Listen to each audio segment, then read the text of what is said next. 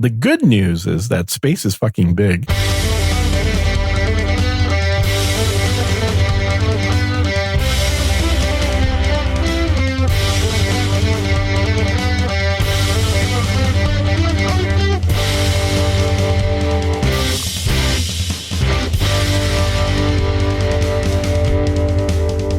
Hello and welcome to episode number 64 of Unrelenting for March 31st, 2023, 1 day short of April Fool's. No one is afraid of Russians. Is that true? Sure. Because, now it was reported on Bill O'Reilly's show this week that the Russian sanctions are working. I was unaware of that. As is the mainstream media, but the mainstream media we know lies. I'm Darren There's O'Neill. some of that, yeah, for sure. He is Gene Nevtuliev, and he's awake. Woo! I am awake. Of course, the big news is the clusterfuck that we like to call American politics. Because early yesterday, the day before, we heard, hey, the grand jury, they're going away. They're going on a hiatus for like a month. Mm-hmm. And then all of a sudden, it's like, we're indicting. Well, that was the threat to the jury, you see. Probably. Well, if you guys don't want to agree, I guess we can, have you come back in a month for another month or two. Yeah, if you don't want this, if you don't get this indictment done. Well, that's what they do. I mean, it shouldn't be the way it works, but the way it works is they will literally tell the grand juries that you'll be out of here as soon as you indict. Well, we see what they do when they show up at Supreme Court justices' homes. This is the whole new concept of politics. And I don't care what side you're on. It should scare the hell out of you when intimidation has come to rule the day. Because sooner or later, you're going to be overrun. You're not going to be in charge. And that's why it's interesting when you have such minority groups like the trans folk. Mm-hmm. The latest story I saw this morning. Well, I wouldn't even classify them as trans folk. I would say trans activists. Yes. Well, There's this is plenty true. of people that just want to be left alone. Yes, it is very important to point out not everybody wants to go burn down schools because cis people are bad. I mean, like all black people? Right. Oh. That seems like maybe that was a overgeneralization, but people know where to find you if they want to complain about. I mean, if they're not used to Gene's tossing out of the Molotov cocktails to see what comes back. Well, I'm just highlighting the way you're stating things, that's all. Yes. Well, CBS News, the story today, and I believe this could possibly be true, knowing how the mainstream media works, said the internal memos that came down said, whatever you do not refer to the Nashville shooter as transgender. And this to me just literally points out everything that's wrong with the way our system's been working lately, what's been wrong with the media and why people, one, don't trust it. Two, people have turned away from it in droves, even over the last 12 months. Ratings are down on Fox News, bigly. They're down even more on CNN. CNN lost in the 25 to 52 or whatever that big demographic is that everybody wants, because that's allegedly the people with the money. Well, what's funny is outside of Tucker on Fox, Tim Pool gets higher ratings than all the news channels. Oh, there's no question. More live viewers than every single news channel out there. Well, and it's beyond live. When Tucker's on. Yeah, just imagine when you add in the non-live views. Oh, yeah. Non-live, it's millions, but live is like 50,000 to 150,000 people every night, and occasionally 300,000 people.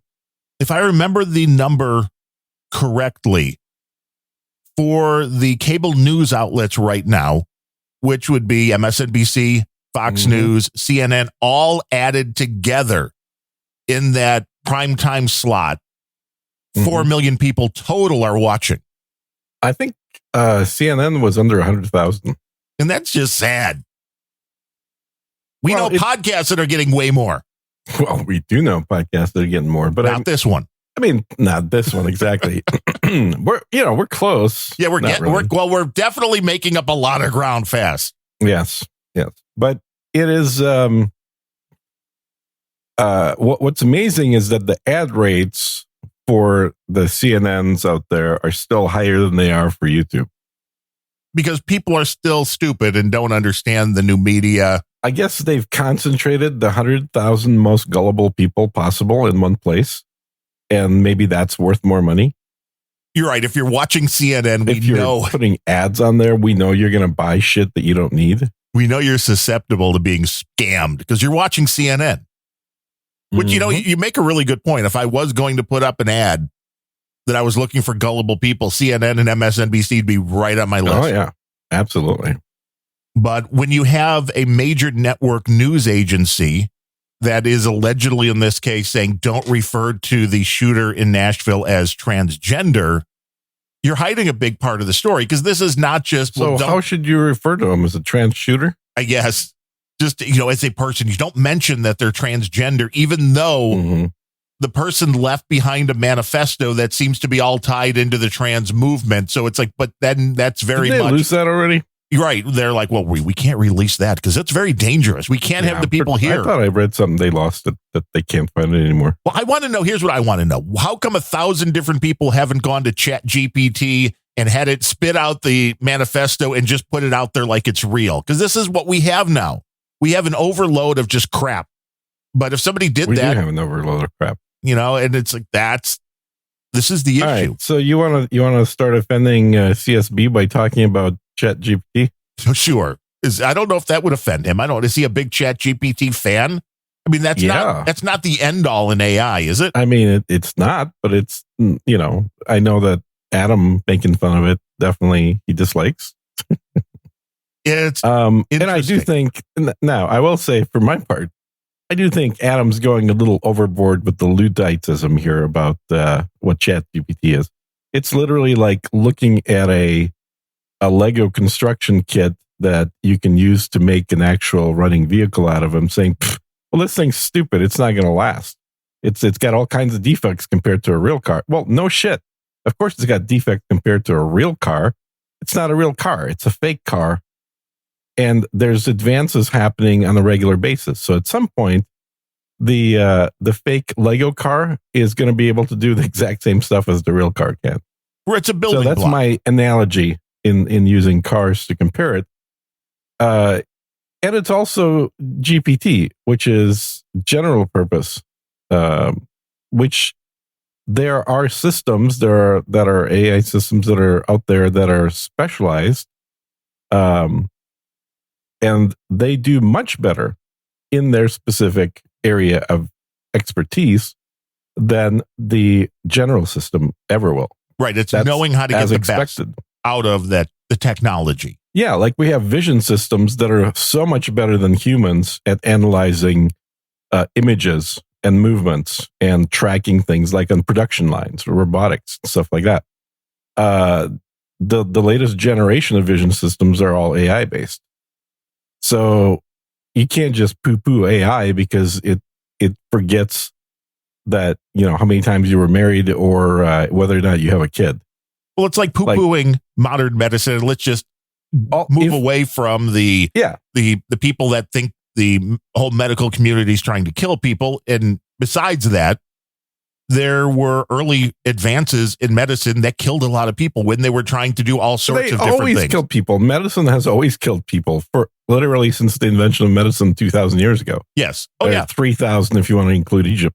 There was a whole bit in Scrubs, which I rewatched recently. One of the best comedy medical shows. I haven't seen that forever. Oh, it was pretty good. And they were like, the head doctor, Perry Cox, he's like, you are murderers because as doctors, you are going to kill people. You will. Yeah. That's part of the gig. And you have to understand that. And you have to be able to live with that, where you might help 90% and 10%. Yeah. What you do is the reason that doctors take the Hippocratic Oath is because they will kill people. It's not because they're better than everybody else. It's because they're worse than everybody else. And therefore you have to take that oath. It makes sense. It's you like cancer. Do the least harm possible. Well, yes. And But when you that look can at, still end up being death of somebody unintentionally. oh, it's amazing when you look at like the treatments for cancer. It's like, well, the treatment for cancer is to put a ton of poison into people and hope their system can fight it off so it can beat the cancer as well. It's literally leeches. Uh-huh. It's a Yeah, more it's modern just a more modern version of leeches. Yeah. and probably works a little better. Let's just soak all the bad blood out of your body and then you'll be healthy. We'll just filter it out. We got a That HEPA was the filter. whole point of leeches. We'll just run that blood through this. It'll be great. Mm-hmm. Yeah. Well, they are. I mean, that kind of stuff is coming. That's not quite there yet, but Well, there was some crazy there's definitely story blood rejuvenation happening in Mexico for a lot of people with money. on Drudge or off the press, one of those aggregators. I didn't Mhm. read the story because I'm like, I think it's bullshit. But the headline was that, scientists believe that Mhm. within 6 or 8 years, it was maybe Mhm. even 4, that people can be immortal, that this is how close they are to the. I'm like, really? Yeah, that's bullshit. Of course. I mean, you may extend lifespans. Then the question But is, it though, all what you depends get. on your definition of immortality. I guess that's you got to True. define your terms. Elon could put your whole being into an Mhm. AI, and that could be Yes, gene's going to live exactly. forever. Exactly. And so does that count? Maybe. Possibly. Now I've said for a long time that I think that most people don't understand the future of humanity does not involve any living tissue. You think we're the all going into the ultimate- Matrix? No, I think we're going to be dead. But I think That's the ultimately, future of humanity. the We're all end- dead. Oh yeah, absolutely. The end result, if we manage to not kill ourselves before it happens, is to move to the next step in the evolution, which is silicon based, not carbon based. And so this concept of clinging on to these, wet computers it's anachronistic. It's like not really necessary. It's not needed. Progress will keep happening without any of us around. Well, the planet will be much happier without us The carbon-based planet forms. doesn't give a shit. But I'm not going to anthropomorphize the planet. I mean, Al Gore is lying to us? Yeah, Al Gore. Al Gore is making good bucks. That he is. Even though none of his predictions have come true, he's still making good bucks. I know. He's been like selling and yeah, buying his carbon credits. this is because nobody understands history. I mean, if you would just go back throughout history, you would understand Read what history. snake oil, salesmen were. Mm-hmm. Just watch some old Western shows when the snake oil guy comes into town when it hasn't rained in, months. Hey, Mhm. I can make it rain if you just collect all the money in the town and give it to me. I'll seed those clouds. Yeah, exactly. This is it. This is what we have now. And you would think that because we're living in an information age where it's never been easier for information to transverse the planet, Mm-hmm. that it would be harder for those kind of folks to pull the wool over people's eyes. But no, it's actually become easier because it's the internet where we go to get the verification. When we hear, oh my goodness, Al Gore said the planet's got a temperature and it's going to end if we don't do this. Well, I go type into Google, what's going on? And Google spits out exactly what Al Gore wants me to see. Sure. Yeah. But it doesn't really matter because we'll all be dead. Because this is a very fatalistic turn for this show. We're not really unrelenting anymore. We have relented. We're all going to be dead soon. Yes, we're going to be. We're changing the show name to Relenting. Yes. We are totally relenting at this point. We've relented. We're done. We're all going to die. That's right. It's inevitable. This is why nobody should donate, or this is why they should donate all of their money because Well, at this point, you might as well donate, frankly. because you're all going to die. You may as well get rid of all that crypto you've been holding on to. Everything's in the green when I'm looking at my little Stream Deck today. Sure is. Yeah. When it comes to the Bitcoin, when it comes to the You Cardano, get when your it comes to Bitcoin on the Stream Deck. That's funny. Yeah, well, it shows if you put in how much you have, there's a plug-in or whatever they call it. Mhm. So you can see in real dollars as Bitcoin's Yeah. going up and down how much you've got. Or you mean in fake dollars? Well, no, it's in the fiat fund fake dollar equivalent. Mhm. But the AI Uh, is, I agree. Back to that, it's a building block. It is an interesting look at what technology can do. because it's an aggregator. That's To basically all it me, is. here's what it sounds like to me when I hear somebody, and Adam's one of these guys. Unfortunately, I hear somebody saying, "Oh, AI sucks. It just doesn't work right."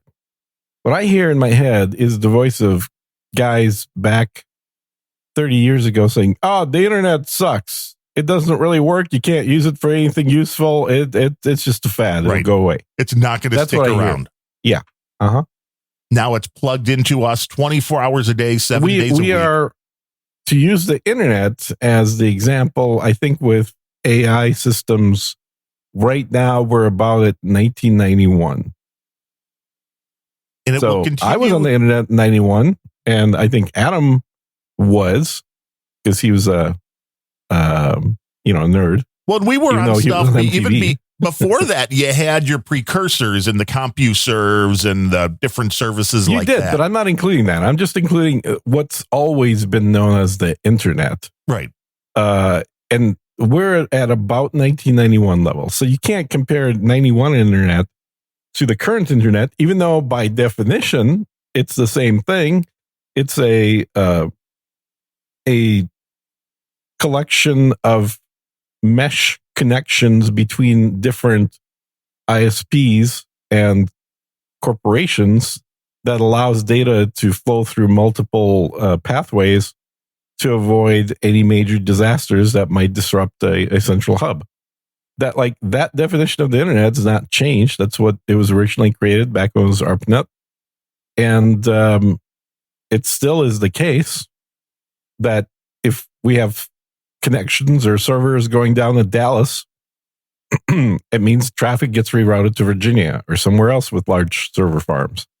So it's doing the same thing, but it's so much bigger and faster and, in every way better than the internet of 1990s. But doesn't AI come down to the same thing all computing does, which is garbage in, garbage out? Absolutely. So that was exactly right. So if somebody reads that about themselves, which nobody should ever really do, I mean, that's so narcissistic. But if somebody does read an article that AI spits out about themselves and it says, "Oh, you have 2 kids and you actually have 1 kid." Well, that means somewhere on the internet, somebody probably in your Wikipedia page at one point in time has put that you have 2 kids. That's a human error, not Right. an AI error. Yes. The AI is repeating the human error, and over time, it will be better at detecting human errors. Yes, if AI has accurate data when this, especially with things like medical information. Now, if the information that it is grabbing is faulty, it's always going to be faulty. But as the data gets better, Yep. you will be able to have, the concept of a computer doctor is not really that crazy. Because there's another thing I'm noticing with all the doctors that I go Oh, it's to way better than the doctors. and all the doctors that my parents go to, all of a sudden, nurse practitioners are everywhere. Everywhere. I agree. The last visit I had was to one of those as well. And what the technology will do is you're going to need less skilled people that are able to Nobody wants to go to medical school and then make $160,000 a year. and get sued off the planet if you do something Mhm. wrong. Mm-hmm. But you need somebody that's able to accurately enter the data and figure out what your symptoms are. And then the Yeah. big brain in the sky will spit out what I you got. really don't. Honestly, I think the AI could do all of that. And when I say AI, I'm not talking about GPT. I mean like a computer system that will either access the data that I already have based on my watch, my mattress, my air sensors. Wait, does your everything else in mattress my have house. sensors in it now? Yeah, You of have- course. I've had that for a decade. Is this like a sleep number or something that tells you how you're sleeping, that kind of thing? No, it measures how my breathing is. It measures how many times I spin at night. It listens to my snoring. It does all kinds of things. Oh, that poor mattress. Mm-hmm. Yeah. But the amount of data that we have on people, I mean, just looking back, and I've had this watch now for a month or 2, whatever it's been. Yeah. The amount of data that it's already collected is both fascinating and scary. Mm-hmm. But you look at, again, I know a lot of people think they're native ads, and they are. when you have the story of, hey, the watch found I had this issue and I didn't know, and it saved my life, because if I didn't have the little thing popping up saying, hey, we noticed something, I wouldn't have gone to the doctor or the hospital, and they would have never figured this out. Yeah. But this is where we're moving, and it's very interesting to me that the amount of data that these devices can collect. I mean, again, I remember having a trash 80 color computer that was only 32 characters on the screen wide. I remember having an acoustic coupler modem where I actually had to take the phone off the hook and put it into the little rubber things, you know? So the fact that a little sensor on your wrist is able to do now the heart rate, it can notice if it's in an arrhythmia, it can notice your breathing, it's very close to being able to do blood pressure. It's 5 to 7 years allegedly from being able to do your blood sugar, your glucose. Oh, we're at blood sugar. It's just the issue is batteries. But you can buy sensors right now that'll do your blood sugar that are smaller than your watch. Well, really, without taking a blood sample, it just does it. Yeah. That's crazy. Yeah. It's got a little tiny needle that sticks through your skin. Okay, so that it doesn't take blood, but it is getting underneath. No, but you don't. I mean, it's less than you feel from doing like an insulin injection. Well, yeah, you need a little prick though. It's a little tiny prick, and you slap it on your skin, and it's glue. You know, there's glue on the bottom, so it sticks on there for a month. You need to slap the battery tiny lasts prick a month on your skin. That's what I'm hearing here. Yeah, well, that's better than other places. So that lasts about a month.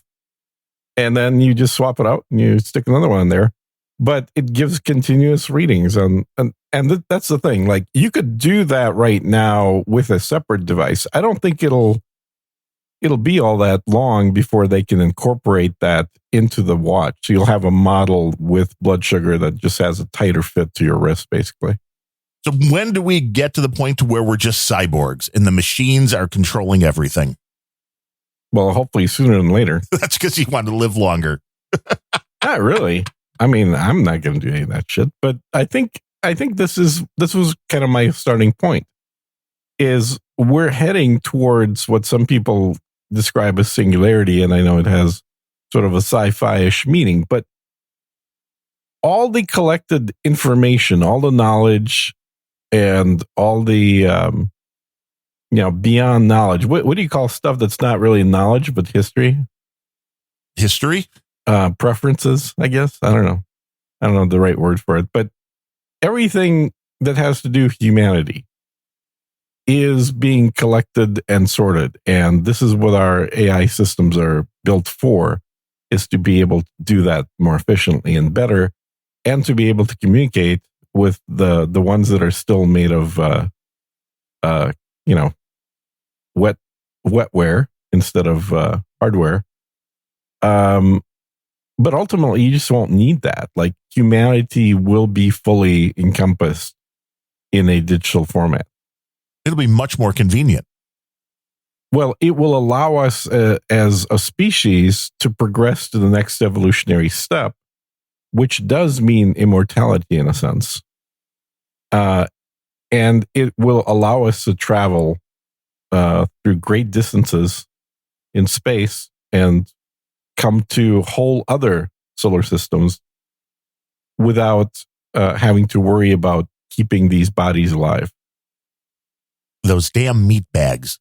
Yeah, I mean, I don't think that if you just logically figure out what would be the next evolutionary step for an intelligent species, I think it's inevitable that at some point you have to lose the bodies.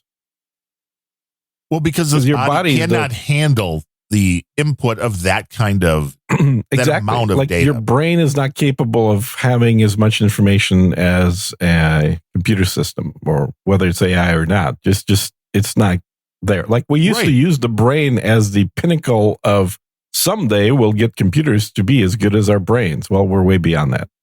Which I think was interesting. I pointed out on my last random thoughts that when you look at all the data, because there was a bunch of articles I saw which were talking about mortality in the younger generation. So, 18 and under dying. Yeah. And you look at the numbers for suicide, and they were going progressively down. I mean, they were high and they were coming down. It hit 2007, Mm-hmm. and that number started going up again. Kids started killing themselves at a higher rate, been going up since 2007. And I was just Mm-hmm. kind of curious because I've always had this theory anyway. You know what happened in 2007? You mean other than financial Yes. issues? What? I don't know what. The very first smartphone came out. The iPhone came out. Oh yeah. Yep. I am convinced that kids having access to these devices is so dangerous to their well-being. But nobody wants to talk about that. Everybody wants to talk about, the guns. I'm telling you, the guns are not the problem. Well, the guns have been around a lot longer than the phones have. Yes. And those But I numbers don't- aren't spiking or anything. See, I've never had a problem with suicide, though. I know this is another one of those controversial topics. Because being a true, I used to say a libertarian. I can't even say that anymore. The current Libertarian Party is in total disarray. They don't know what libertarianism is. But being a, I guess I'll start saying objectivist. The idea that somehow you can't end your own life is not compatible with the idea of self-ownership. Well, I think the point here more, especially in the young, because I agree with you. If you're an adult, you have a medical condition, you got something that happens where you're like, I'd like to check out now, please. Yeah. I'm fine with that.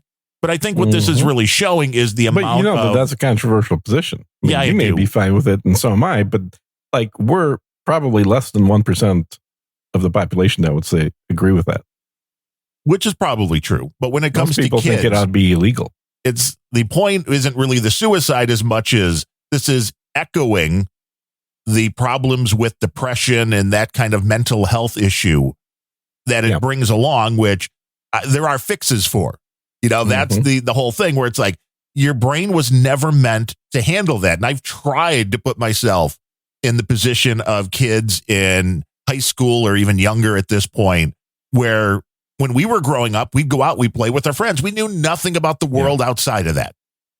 We paid very little attention. We had a much more gradual increase in our sphere of influence, or maybe sphere of understanding would be a better way to phrase it.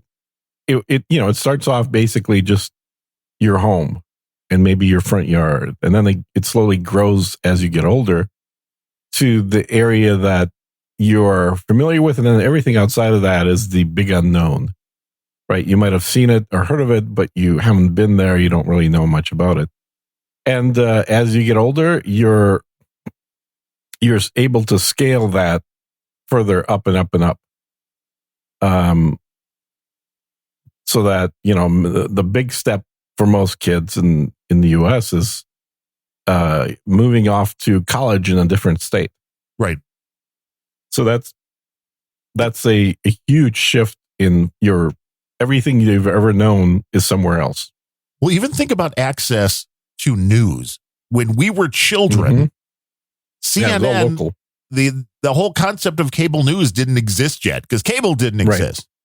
So Yeah. you had a couple of newscasts locally every day. You might have had the one nightly on Yeah. the ABC, NBC, CBS. You might have had a half 9 hour. p.m. and then the 10 p.m. news. And it was it. Yeah. You couldn't watch news 24 hours a day. You could not sit you there had and the be 5 sucked p.m. into news that. too. You had 5 p.m. as well. But yeah. What year did Turner come out with CNN? Was it 82 or 84? It was somewhere around there. It was the mid 80s, I think.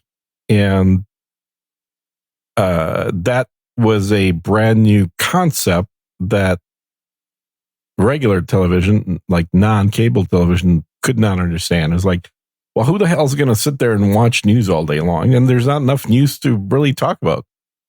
Well, then they went to a weather channel 24 hours a day. Oh, that was, a lot of people are making fun of that. Now there's multiple weather channels. And sports channels. There's things that are just nonstop. Whatever you want, there's something for it. But I think the rate of expansion of your known world that's happening right now with internet and phones is much faster than it was when we were young, and for us, it was much faster than it was for the previous generation. So, like, it's been accelerating, but our brains are not keeping up, and this is yet again another reason why the inevitable evolution of humanity is to ditch the wet works. Right. Well, because everything we had up until the 80s was a one-way medium. Mm-hmm. It wasn't until you started getting into that computer age where you were able to connect to other machines. Well, and send messages. I would say that not quite, because I did listen to talk radio ever since I was a kid. I guess you could call in. And talk radio was always bidirectional, but one person at a time, which is a little different. Just but like yeah, bulletin boards. Right. Oh, I love the bulletin boards. Uh-huh. How many times you would sit there? You needed the modem that was an auto dialer, not the acoustic coupler sucked for that, because you were never going to connect. But I remember that the modems that would just sit there. So if somebody else was on your favorite bulletin board, your machine, like every 30 seconds or every 60 seconds, would dial the number, see if you could connect, and then let you know you were connected to the BBS. Yep. What a world. It was such a different world, such a simpler world, and you didn't have the barrage of negative things being thrown on you. Yeah, but again, if you look back, the previous generation, they had none of that stuff. You're talking about slow modems. They had zero modems. I know. They didn't even have one color telephone TV per house. And, and some of them had shared lines. I mean, you realize that in my parents' lifetime, and they're still alive in their 80s, you didn't really even have TV when it started. Yeah. Well, TV's been around for a while. You certainly didn't have color TV. No, unless you were in Germany. And then you moved to 4K and 8K, and you need more Ks. The resolution can keep getting better and better. 8K, I think, is going to be about it, because we're getting to the resolution of our eyeballs. Well, yeah, people are like, I can't tell the difference really between a 720 and, so, I mean, there's that. Well, you're blind. True. But for normal people that could tell a difference, 4K to 8K is going to be barely noticeable, but it'll still be noticeable for some people. And the amount of data, though, that's added onto the stream for that. Yeah. Kind of. I mean, it's all compressed, but it is at least. What the hell was that? I don't know. Something dinged. Oh, I should probably turn my volume down on my Mac. Oh, I got my Mac up and running. I can't remember if I mentioned your that. Mac Mini? You've got it working? I finally got it working. Yes. So this was the M1 Mac Mini. I'm considering an M2 Mac Mini, but it's hard to pass up. They're small, they're quiet. Yeah. They're powerful as hell. Yeah. I mean, this thing Windows. It's really good. Now, you could certainly get a Windows box that would be similar. But I've always had Macs. I've generally done both, but I've done Macs more than I have PCs. And what is your breaking review of this machine that came out a year and a half ago? I know, right? It's probably 2 years at this point. Yeah, because I've had it for about a year. That's the kind of tech guy Gene is. He orders a new computer and it sits in the box for a year and a half. Isn't that sad? Uh-huh. Mm-hmm. It is sad. But now it's out of the box. It's working. Now, the funny thing would have been if it didn't work and the warranty was over. That's true. That would be pretty damn funny. Plugged it in. Yeah. Well, and my old Mac Mini still works too, which I found. Actually, I have 3 Mac Minis here that technically all work. Stack them babies up. Yeah, that's exactly what I did. Just don't have the screens for all of them, but I like that the new one like has the enough Thunderbolt ports. Finally, 2? No, the new one's got 4. Oh, the M2. Yes. Yeah, the M1's got 2. Which, I mean, do you really need 4 Thunderbolt ports? Well, I would hook up 3 monitors to it because I'm still on my old main monitor and 2 19-inch to the side. So that would make that easier to do right out of the box without having to buy another another splitter, 100 like you can it's get kind of one. a crappy use for that port, but I would agree.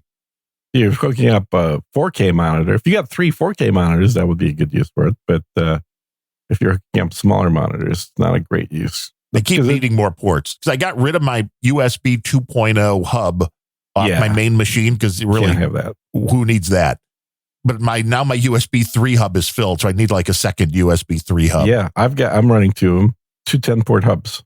Yeah, that's what I need. I need another one. Yep.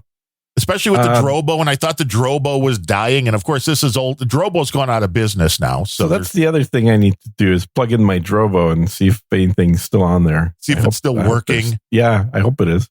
Hasn't been turned on in 3 or 4 years. Nice. There's probably a lot of gold on there. Well, I got the 5C that I bought for a couple $100 from a No Agenda producer who was getting out. I'm like, I'll try it. And I bought a bunch of refurbished hard drives on eBay, believe it or not. Jesus Christ. They worked perfectly for like a year and a half until the power brick died. Until they don't, yeah. And once the power brick died, here was the most annoying thing. The power brick died, and that was great because it just turned the thing off. And the power brick was making a whining noise so loud under the desk, I could hear it. So, holy shit. I was like, whoa, unplug that. And I bought a new power supply and booted the thing up, and it didn't recognize the drive in the top slot. So, of course, that puts Drobo into a whole loop of, we need to reformat everything. And I turned it off and on a few times, and then it noticed that drive. So I realized that the new power brick sucked. Oh, it was just a little short because, I mean, it would make sense. These are enterprise hard drives, so they're probably more power hungry than most drives. And I'm guessing that there just wasn't enough power to get to the top drive.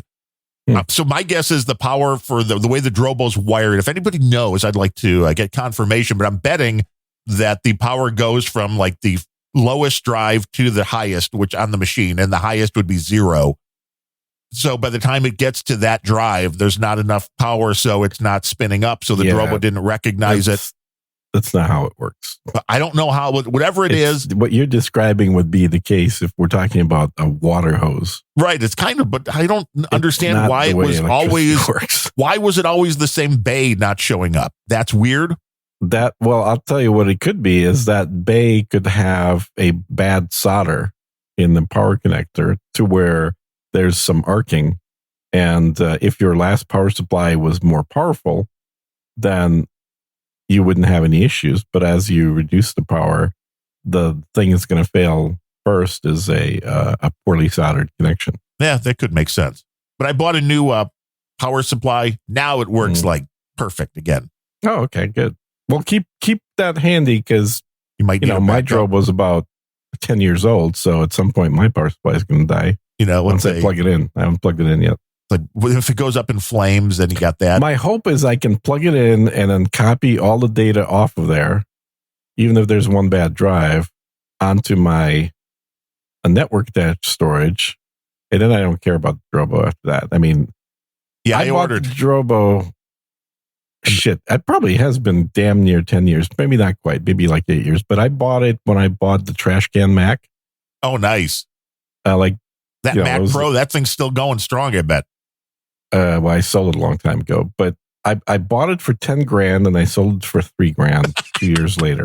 Well, that's the way Apple keeps up their. It was horrible because I was like, oh, this is the most expensive computer I've ever bought, $10,000. And you were expecting a lot. I'm going to have it forever. Right. Yeah. No. It sucked. And I literally remember the disappointment. I mean, it was mixed feelings, but I finally, about 2 years after I bought the trash can Mac, I broke down and decided that playing on the Xbox, playing video games on the Xbox sucks. And I was willing to buy a gaming PC. And I bought my gaming PC for $3,000. And the gaming PC was about twice as fast as a $10,000 Mac Pro. That's sad. Like doing video editing, which is the whole point of the Mac Pro when it came out. It's like, oh, you could do 5 streams of 4K video at the same time. Yeah, bullshit. Well, that's why I'm curious about the M2, because that is supposedly great for stuff like that. Mm-hmm. Doing audio, video editing. Boom. Apple always touts their video editing, and I think it works fine on it, but so it works also quite fine on the PC side. So anyway, once I realized that the Mac Pro was way overpriced or conversely underpowered for what it was, I started doing more stuff on the PC, and then it ended up just selling the Mac Pro because before it completely was worthless. That makes sense. Yeah, but the Drobo I got specifically to be plugged into the Mac Pro for all that video editing stuff I was doing. Right, because it's fast. You don't want that over the network. You want it via And USB back then, or Thunderbolt. was the fastest connection. Yeah. Thunderbolt 2. And so that's what the Drobo had. It's like perfect combo, but it literally became not the perfect combo within a few years. That makes sense. I bought another Unfortunately. QNAP enclosure, which is you can use them as expansions on your QNAP NASs, which I do. Mhm. But for $200, otherwise it's a RAID controlled system that you can plug in via USB. So I bought that as a backup. But then like I said, I got the Drobo back up and working. But I also bought, with all my Lightning funds, thanks to everybody who donates to the shows, Mhm. I bought a Seagate 18 terabyte backup drive Mhm. and backed up the whole Drobo to it. And I'm sitting here looking at the huge ass Drobo with the 5 Right. drives. And I'm looking at this one drive and I'm like, yeah, which one makes more sense? I don't know. Well, I am completely spoiled at this point because everything's too fucking slow. You want SSD on everything. It's got to be my solid gaming state. PC has 3 2-terabyte X4 SSDs, which So the drives are going, give me more data. What do you got? Come on, I'm waiting. they're 10 gigs per second. That's the speed of access in these things. Now, with those, is that in RAID because you have 3 of them? Or No, they're not in RAID. I just have 3 of them because I'm almost out of space. Yeah, that's where it gets expensive to keep adding that kind of storage. They're all going down in price. What's still expensive is the 8 terabyte versions. The 8 terabyte versions are still like $700, but these are reasonably priced. They're $200 at least, right around there. Yeah, and if anybody needs storage today, I guess today is like World Backup Day or something. So What? yeah, like Really? Newegg and Amazon, everybody's got specials today. Oh, I didn't know that. I'll have to check that out. But anyway, my point is that I remember the original Mac i7 with SSD that I got, the Mac Mini. That was like the most expensive Mac Mini I ever got. And that thing, I can't remember exactly what it had, but I want to say it did like maybe 1.5 gigs per second, something like that. But it was impressively fast for the time. So gigabit Ethernet, right? So that's 1,000 bits or roughly 125 megs, right? So 125 megs felt like it was pretty quick, gigabit connection. But then when you use it for actually storage of like video or video editing, it feels like molasses. Right. Which is why I had Drobo. And the Drobo, so on gigabit Ethernet on the NAS, I could do 125 megs per second, ideally. On the Drobo, I could do like 800 megs per second. So like 4 times to 6 times faster. Much better. On the SSD, that first generation, I could do like 1.2 gigs or something. So about 1.5 times faster than the Drobo. So insanely fast, I thought. On the M1 Mac that I just set up on its built-in SSD, and there, it's Apple's proprietary crap, I could do 4 gigs per second. But on my PC that I've had for 2 years now, and granted it is top line gaming box, I could do 10 gigs per second. So now the Apple feels slow. everything's fucking slow right now. I mean, it's literally 10 gigs versus 125 megs on the network. Well, and there are now 10 gig interface cards. So I see a lot of people like wiring their homes now and stuff for this. So because I've got the NAS devices, I've got 3 of them in the basement, all connected to my main machine up here with one, Cat 6 cable, whatever it is. Wait, your wife let you out of the basement? Yeah, I do leave the basement every now and then. Oh, okay. But that's only one cable, and it's only it's only gigabit Ethernet. Yeah, it's 125 megs. That's what I'm saying. It's super fucking slow. So what I need is I need that 10 gig, or you need multiple 10 gigs, and I'm connect all 80 those up. times faster than that I know. on my PC. It's sad, 80. isn't it? But that's the problem is I'm used to that 80x faster speed. So it's not that the other stuff became slower. It's that in comparison now, it just feels anemic. Yes, and it's fine. I mean, because you can stream your 1080p video over it without a problem. I don't know if you could do what the 4K needs, but for what I need, it's fine. Yeah, 4K at most is going to be about 20 megs. That's not too bad. So you could do like 4 4K streams on the 1 gig Ethernet. Now, if you had a 10 gig, and I keep looking at new routers, although I don't know what to They've get. gotten down in price. If you want to get a 10 gig, let me know. A buddy of mine just bought one and he's raving about it. I'm not really in the market. I don't really need one, but I can find out from him which one he got if you want to. Because a lot of the routers now, it's like, you need to have your Belkin account or your, whatever Linksys, and you have to log in. It's like, no, I want to control the software. Exactly. And I really should get something. You don't want the NSA to be the main admin of the router, really? Right? Oh. Exactly. And I'd like a 2.5 gig WAN account, because now the Comcast is slowly creeping up over 1 gig. I think they're allegedly giving us like 1.2 now. Really? Yeah. Adam, I was talking to him the other day. He said that they just are getting fiber put in, and it's supposed to do 2.5 gig. Oh, see, that's nice. Yeah, that'll be awesome. That's right. Bonded NICs, net. You need to have a couple. You put them, then you can run a couple of lines down to the basement. Then I could have a nice fat pipe. Yeah, but why would you want to do that when you could just get a 10 gig? Yeah, well, you only need 1 10 gig. That's true. Yeah, I mean, that's the thing, because that's what I used to do. Is I had a switch with bonded NICs in here. That's the way the Mac Pro is actually set up. I think the latest NAS devices I have, you can do the bonded. Yeah, and that's what this, because I use all Synology stuff, and I actually just switched. God, we're doing a tech show now. Hey, welcome to Grumpy Old Beds. How you doing, everybody? Yeah. I just picked up a Synology router as well, because I've had a Synology NAS I've had 3 of them, but I've had them forever. Probably the best NAS software out there. The interface is awesome. It really is like just having your own virtual server running out there.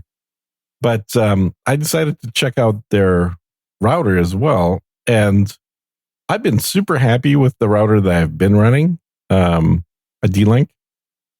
And it was whatever the D-Link top line was like 6 years ago. So it's definitely time for a new router. But the D-Link's been running super good that whole time. So I set this thing up, and I've had it for about 2 weeks now, I think, running on the new one. It definitely does a better job of reaching the entire house with just a single point. Which is surprising. It has the AX connection or whatever speed, the 6 gigahertz channel. So if you have one of the newer Mac devices, and I'm sure newer PC stuff has that as well, it'll use the 6 gigahertz Wi-Fi channel as well, which will give you faster speeds. It actually does over a gig in Wi-Fi now. That's wild. Like, not theoretical, but on my computer. Yes, it actually works. Tested. Yeah, it's. I think I was doing about 1.3 gigs over Wi-Fi. And it's like, that's faster than I can get crap over the internet now. It's faster than I could get crap through my old 1 gig Ethernet connection. I am running a Linksys AC3200 that I got in July of 2017. So it's about that time. Yeah, it's about the same age. Yeah, about 5 years old, 6 years old. But I've been very happy. I mean, the thing that these guys do really well is that they don't just put in a little gimped BIOS in there. They put a real operating system on these devices, on the NAS, even on the router. And so you've got a lot more functionality. It's expandable. You can install other packages on there. And you have, if you want, a lot more gradient ability for doing things like packet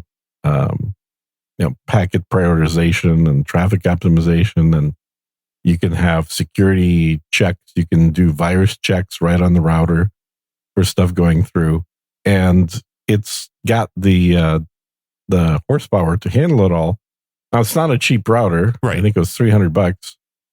But then again, all the AX routers, they're all right in that price range these days anyway. Right. And it makes more sense to have that kind of power there because I'm always seemingly running through a VPN now.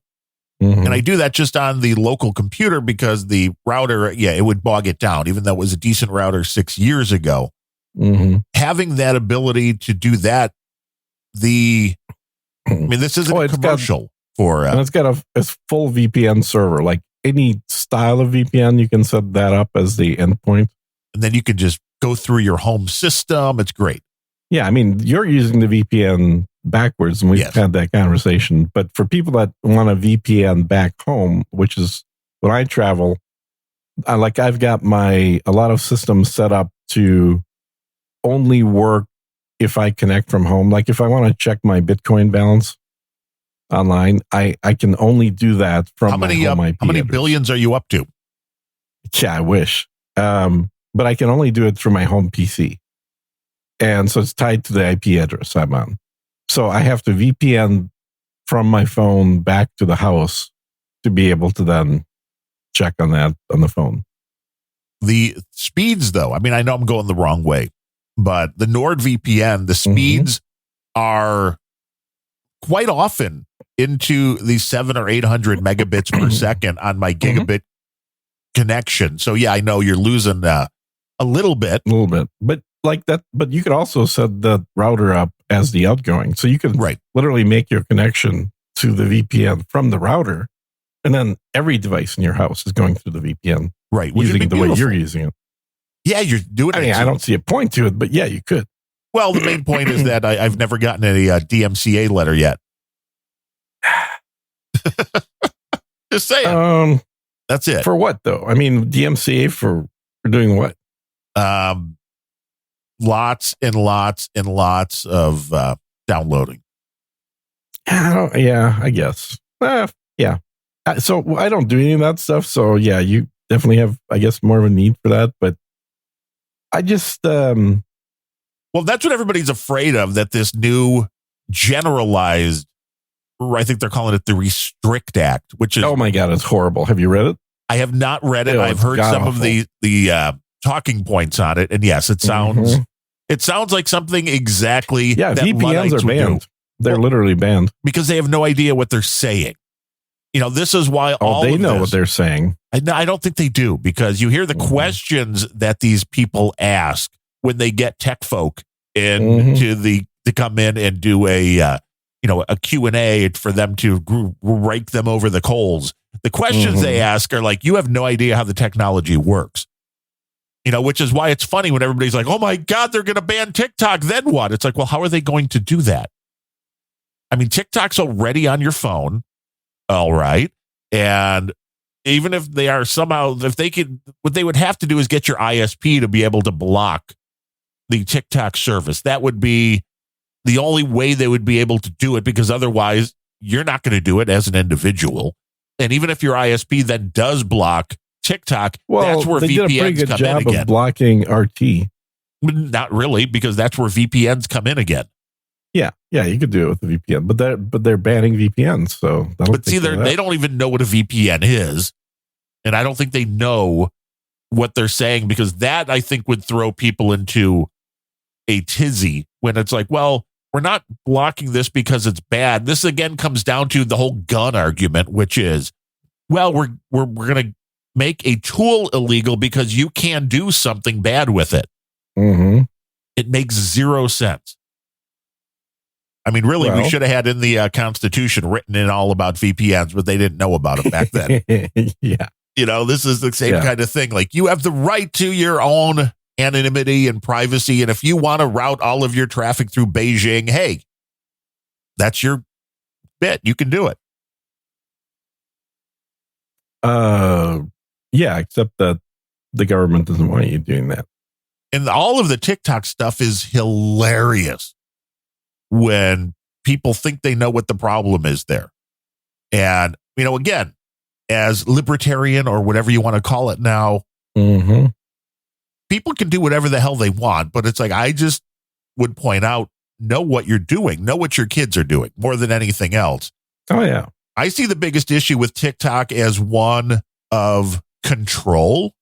And that would be the biggest thing for me. It's like, because you realize, and I didn't even understand this until a couple of years ago or so, when Adam Curry over on the No Agenda show was talking about how the trends are now that people, when they're looking for information on something, mm-hmm. we're going to, and I don't even know if it was TikTok quite then, or if it was the Twitter or whatever, but this is where they go for news. Instead of going and looking at a new, they're like, they go to TikTok now for news. And if you're going to TikTok for news, and TikTok is being controlled by the Chinese government, I understand the propaganda power of that tool. If all of the children in the United States are using a Chinese product that can mm-hmm. give them any message they want into their little mush brains, that's the biggest problem of TikTok, not anything else. Who cares what, you know, your little kid's going and dancing on it? Great. And a stalker shows up with a gun. Who cares? That's your problem as a parent for not understanding mm-hmm. what your kid is sharing online. Because there's a lot of kids that overshare now. Oh, yeah. But oversharing, I think, is it changes over time, like what that actually means. Well, this is true because we didn't have the ability to take selfies. Can you imagine how much more trouble we would have gotten into as high schoolers if the internet was around? I remember The Onion back when it was still funny, like 20 years ago.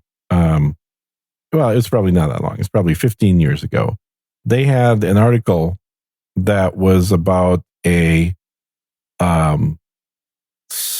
fire breaking out in the dorm. And it was, like set up like a normal news story article. But the funny bit, the bit that makes it an Onion story, was that they said that by reviewing the selfies from the dorm party event, they were able to reconstruct exactly what happened because they had 16,000 selfies taken during a 1.5 hour period. No, that's true. And they're literally showing a video that looks like it's moving about 15 frames per second from multiple angles, showing this fire breaking out and growing. Because again, in every single frame, there was a different person in the frame. Right. But you could still see the fire breaking out almost in real time. I mean, it's like slow motion video like you would have from the 1920s or something. But they were poking fun at the fact that this whole crazy generation, which incidentally right now is in their late 30s, that whole crazy generation was so obsessed with taking pictures of themselves. And that is exactly, well, then you moved into you went to full-on video of yourself 24 hours a day. And I think there is a certain amount of data that is being gleaned from being able to see what is in those videos that are being posted and all of that. Mm-hmm. And I think that for advertisers is great because if you could go, hey, look, little Susie has this brand shoe on her bed. Well, then, of course, we want to advertise our shoe brand to her or whatever. Mm-hmm. So that data is kind of interesting, but the technology when it comes to the cameras, the wife just got, because she wanted the Apple Watch, because I had an Apple Watch. So, of course, she had to have the Apple Watch. When you have an Apple Watch, of course, you have to have an iPhone. So got the 14, not the Max, but I think the 14 Pro, which has the same camera as the 14 Max. And I will say, the amount of resolution and the quality of the cameras on these things are scary good. It's actually not changed in about 10 years. It's still the same resolution. Well, it's like up to 48 megabit or pixel now. No. It's 16. No, the new ones are not. No, it's not. It's extrapolating those out. Yeah. Mm-hmm. Yeah. Which I can believe. Although I will say I've been playing around with. But let me just finish the thought before you move on there. So it is 16 megapixel sensor. They do have an extrapolation algorithm. So basically, it's taking each color, which there's 4 pixels per 1 pixel to come up with a full color pixel, and then using the detail of that particular color to sort of extrapolate into what that image is. It's a similar thing that cameras have done for the last decade to have a high resolution mode, which you effectively have black and white information that gets you 48, but you're extrapolating the color on top of it, which you only have 16 of. That makes sense. So you're kind of colorizing it. Yeah. So you're colorizing it at a lower resolution so your edges should be nice and sharp, but the color could technically be off by 1 pixel. But that visually looks better than what you get with the 100 megapixel camera on Samsung. I watched a video that did a review recently, and whatever the Samsung equivalent to the iPhone version of the Pixel, I guess, or something. Yeah, then they were comparing it to the last version of the Samsung, and the last version was better with the camera by far, it seemed. The Samsung was? Yes, that the previous version, whatever the number that came before, Pixel or whatever, the camera had better. But so Apple's mostly been focusing on improving the quality, not increasing the resolution. Well, and it's interesting to see what they can do. Because I've been testing out, Topaz put out an AI version of a photo, not really editor, but a photo restore and a video restore. And it's absolutely amazing what these are doing. My wife had some old photos, of her grandfather, and we scanned those in. And of course, it's faded, looks crappy. And fix them. Yeah. Crazy. Yeah. Being able to increase, mainly for being able to blow up small things without losing the resolution. But with the video stuff, you can take so I had some old DVD, that had been ripped years ago with the old 480 interlaced, which is what television was back then. And you can run it through this AI and it would get rid of the interlacing. It would upgrade it to whether you wanted 720, 1080, 4K, and the quality was surprising because in the olden days, if you just took an old 480 original image and blew that up to HD, it still looked like crap. Yeah.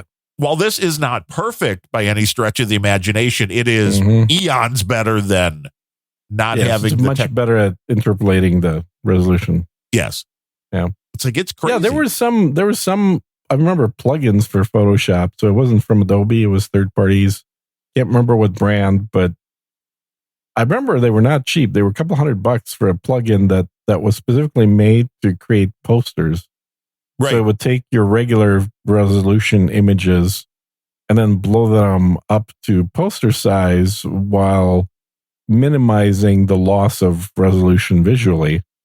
And it did a pretty damn good job. I mean, yes. It's still great job. It's never going to be identical. But the thing that AI allows it to do, and this is something that's actually Samsung cameras, this is another hilarious thing with Samsung. So if you look at the ads for the new current generation Samsung top line phone, they have a picture of the moon that it captures, which looks freaking amazing. It looks like you're looking through a telescope, but you're looking just from your phone. So this is what they discovered when these guys did the review and they were doing the video is that when you take a photo of the moon on that Samsung, it's actually substituting a picture of the real moon in there for you. No. Yep. That's crazy. Yep. So that's why it recognizes the scene. Now it there's recognizes the scene of the moon. And when it detects what appears to be a low-res version of the moon, because you're using a frickin' phone, it sticks in there a pre-shot version of what the moon should look like, given all the other parameters like size and light and all the other crap. That's and so awesome. what you end up getting is a moon that was effectively shot from a geostationary a telescope sitting on in Hawaii or something at super high resolution, and you're getting it stuck into your photo with the moon. How do we get a bunch of cool idea, but it's not really a photo. No, I mean, how do we get Taylor Swift photoed with that? What you need right there. Yeah. Exactly.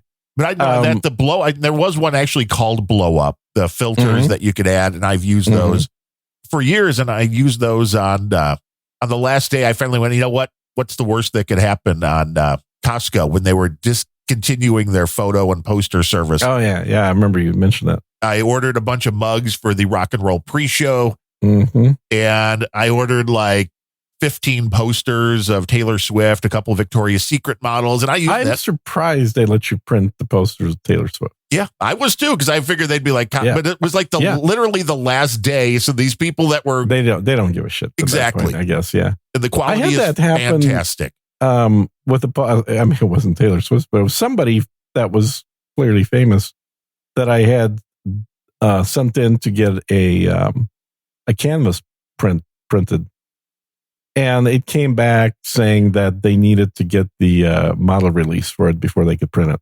Because they recognize the person, and because somebody recognized the person. They're like, yeah, we're not going to just make shit for you that you don't have rights to. You're like, you bastards. Yeah, exactly. You don't know who I am. So I went and bought my own printer at that point.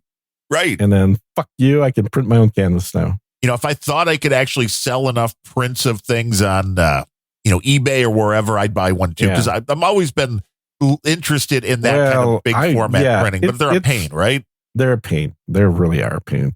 I really thought that there's nothing like it. It's awesome to have.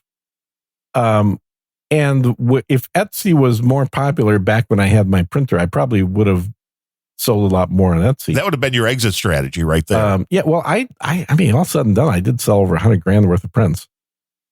Without Etsy. Well, that's fairly impressive. I did okay. So you were a decent photographer. For 30 years, yeah. I mean, so why aren't you doing that anymore? Come on. I sold off all my gear. I took the opportunity to get out of that racket when the format changed. So basically, I started with film, and then I was very quick to upgrade to digital because I always saw. I have no fondness for the old pain in the ass shit we used to have to do. Right, because if you're doing a wedding photo or something, you want the ability to adjust. You want the cost per image just dropped to almost nothing with digital. Did basically the quality just amortizing your film of cameras in everybody's phones has that ruined the professional photographer's life at this point yet? I think it to some extent. It's probably made people lower their prices, but it will as time goes on because the expectation will be less and less that you need a professional photographer. Right. But I was always just a fine art photographer. I was not a wedding or something photographer. So what I shot was stuff that I liked, and then I printed it in large format because that was one of the things I remember. You're getting your Ansel Adams on. You're going out into nature. Or buildings. A lot of land, a lot of cityscapes, not just landscapes. Which true, because people will buy that shit. Like, I've got an office in Chicago, totally. So yeah, they will. And what I figured out a long time ago was that the same image on an 8x10 has to be incredibly good for somebody to just buy it at all.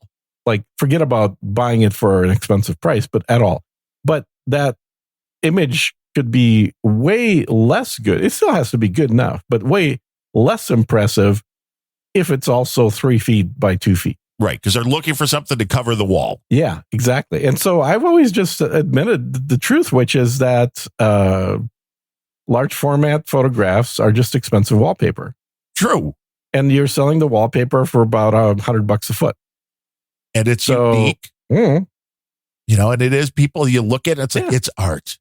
yeah, it is art. And I've got lots of art in my house, and I've got a lot of my own large format prints. I've got, like, I think my biggest is 5 feet by 3 feet. Nice. Well, I printed, I mean, nothing that size, but whatever size is bigger than the 8 by 10, the 11 by whatever. A bunch of the stuff when we were in Ireland that I took photos of. Oh yeah, there's some beautiful vistas there. And it's great. Certain things I took into Photoshop and made them black and white, and you can jack up the contrast and give it that and old that's look. where there's a lot of the progress has really been on the PC side, not on the camera side. I mean, there's been some progress on cameras, but a lot of progress in the software. And it's like you can just press a button and go, let's make it look like this. Let's make it look like that. And there's now, beyond Photoshop, there was another On1, I think, makes a suite. They've always, that's what I used to use. They always had the best tools for actual photographers. Oh, it's crazy now. Yeah. Where you could go in, and they were on the example, they were showing photos in like Venice, where you could go in and just click the water, and it would, do a really nice job masking just the water. If you click the buildings, just the buildings, so you could adjust the individual things in the photo without adjusting the whole picture. And that was always the hardest thing. You had to be able to mask it. Yeah. And now it just magically does it. Photoshop really has not changed the way that you do things for 25 years. No, it's very similar. The amount of money that I've paid for Photoshop over the last 30 years is insane. I remember when Photoshop came out in 88, I think. 1988. So it's been around for a long time. And when it first came out, it ran on black and white Macs, but it could do color printing. And it was really weird because then you'd like get textures on the screen that represent colors. That's weird. And then when the first color Mac came out, the Mac 2, then everything started kind of falling into place. But that was one of the, I remember seeing Photoshop. I think I first saw it in SIGGRAPH 88. SIGGRAPH's a big graphics expo for, design, photography, that kind of stuff. And it was cool what it did, but it wasn't really like earth shattering. They also were one of the first guys to use virtual memory, like their own virtual memory. So you could open up images much larger than the amount of memory you had in a computer. Right, which was vital. Yeah, back in the day. Because you were talking with, but the only way to get those images back then in the late 80s, early 90s, the only way you'd get a really high res image was if you did a film scan. So if you went to a service bureau, and I worked at one of those back in the 90s, I actually worked at a pre-press service bureau, then you could get a drum scan of your film, and that might be, which these days is kind of ridiculous, but it might be like, it probably was about HD resolution. I don't think it ever got to 4K level. No. So even what used to be considered like really high quality, high res stuff was basically like 2000 by 1200 pixels. And now it's like nothing. I mean, yeah, now, I think Sony right now is leading the field. Their highest resolution camera, which is the something S Mark III, I believe. I've got the Mark I of that. Still, I need to sell that camera. I've had that forever. But that's right around 100 megapixels. I had the last high res camera that I had, which I sold a few years back, was the Canon 5DS Mark III, I believe. I can't remember the name, but I think that's what it was. And that was just over 50 megapixels. So Sony's about double that. The human eyeball is less than that. Well, until we get our implants. That's correct. So once the implants come in, then we'll be able to finally take photos that we can see. But right now, the only way that you can see those photos is by printing them large format and then coming close to the actual physical image and going, oh yeah, I can see the pixels. Well, yeah, except your eyeball isn't 5 feet wide. I first got Photoshop, I think, in like 95. Mm-hmm. I remember buying it. That's what I was doing work for. Did it have Venus de Milo on the it may have cover? I think that was about mid-90s. Back when you had to go buy it in a store. Yep. And it was, I think, like $700, if I remember right. I don't think it was quite that much. I think it was either $5.99 or $6.25. Maybe it was $6.25. I was thinking $6.99. Yeah. Maybe it was $6.25. Yep. That's when I was doing all the work for those Playboy Playmates and racking in all the money. Yeah, hell yeah. Where you need Photoshop. You do need Photoshop because they got to look good. You got to get the Photoshopping in. Take all those pimples out. Well, now it's the AI does it. Absolutely. It looks at the image and it's like, this is skin. See, now we're tying it all together. Because this is what I was talking about, specialized AI systems versus general AI. It can tell you where the eyes are, and it can do things to the eyes that it only wants to do to the eyes, to the lips, so things it only wants to do to the lips, the teeth. It's all recognizing those details. I had really what would have been the last generation before digital cameras popped up. It was a Canon A something 2, I think. I can't remember the exact name. But it was a film camera, but it was like a pro film camera. And that camera was the first camera, I believe, and this would have been like late 80s. First camera that had a eye tracking in the viewfinder.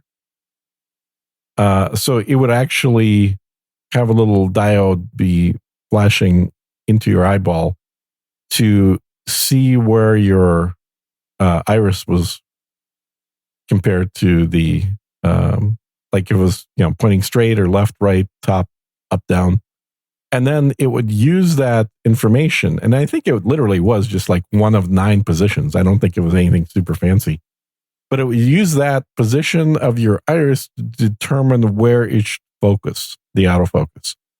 Well, that's interesting. So it was basically eye controlled focus on that camera, and that was so high tech back 35 years ago.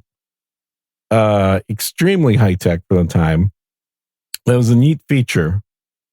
But much like brand new features, anytime they come up when they're brand new, there was a lot of false positives. And then you'd have to be moving your eyeball purposefully to force it to go to where you wanted to. Right. And eventually I did what I think most people did, was turn off that system because it's faster for me to manually focus because I know what the fuck I'm doing. Or even if not manually focused, sort of a quasi-manual focus, which is use the center focus, autofocus, but autofocus for center only, and then point towards where you want to focus, and then move the camera. Keep holding the button down, move the camera to adjust what you're actually want in the frame, and then press the button fully down to take the shot. Which I think is why they stopped having that feature in the camera. They reintroduced it, I think, in one of the last cameras that I had as well. Had that functionality where it was eye control focus, but it was much better. They had many more points. But back in the 80s, like that was super impressive to have something that monitors your eyeballs. Well, yes. Of course, I have that. Go ahead. Some makes sense and some doesn't when it comes to the technology. Like it makes sense with the web-based cameras that have a much wider field view than you're actually using. And if you're moving around, it'll follow you, but it's only, moving the camera itself is staying still. It's just moving where you are in the frame. And they've got ones where the camera moves too. Oh yeah, with the automatic gimbals and all that and stuff. They're not that much more expensive, maybe like $50-$60 more. That's for the true video podcaster who wants to move around the room. Move around the room, yeah. If you're in a standing desk, that would be more useful, I think. But now I have the Tobii eye tracker, which literally is looking at both my face and on my eyeballs 60 times a second, and then providing that input into mostly video games. Well, yeah, you got to be able to make I can also use them with Windows itself. Like if I hit Alt Tab, you know how it shows you all your windows? Right. I literally just need to move my eyeballs, and whatever thing I'm looking at is what's selected. That is so freaky. So it's the same technology that like handicapped people would use when they can't move shit with their hands. Right. Except, I can still use my hands. But yeah, it's very good at it. It's 100% accurate. It knows exactly what you're looking at. Another mode that it has that I haven't used, but I've always kind of thought it'd be fun to use on a stream, is eye tracking that overlays on your screen. So I could be playing a game or watching a video or something, and then you would see little circles of what my eyeballs are actually looking at. Oh, nice, where the focus is. Yeah, where the focus is. Like what is in the middle of my center of frame in my eyeballs. And that's kind of a neat thing. I mean, it's kind of a gimmick, right? It doesn't really do anything for me, but where that technology comes from and what Tobii actually is in the business of doing is creating that type of interface for the military, where it makes a little more sense. And also for commercial purposes, for things like when they do focus groups for product evaluations, or focus groups to review new movies that are about to come out. They'll actually use these devices to track what people are looking at, and that'll tell them how better to advertise. And then the AI tells them what to do, how to grab the attention. Yeah, exactly. You got to tweak that AI. Oh, yeah. Well, the AI is very good at being tweaked. And when you have somebody that knows what they're doing, you can make products that are definitely useful. The question will become, as we've talked about in the past, just how much will it replace? Yeah. And I think it's certainly possible that not too long into the future, people will be reading stories written by AI and have no clue. Absolutely. 100%. They're already listening to music that's done by AI. They're watching videos done by AI. They're looking at music is a little plenty easier. Of images yes, done by AI. Oh, yeah. The music, I think, is the easiest because there is a repetitive nature. Yeah. That, all you need is a beat. You can throw some stuff in. Sure. These stories are a little harder if you get details wrong. You can't accidentally forget something. But that's the beauty of it, is that the computer doesn't have any concept of forgetting. True. Humans do. We're basically working with partially damaged memory systems at all times.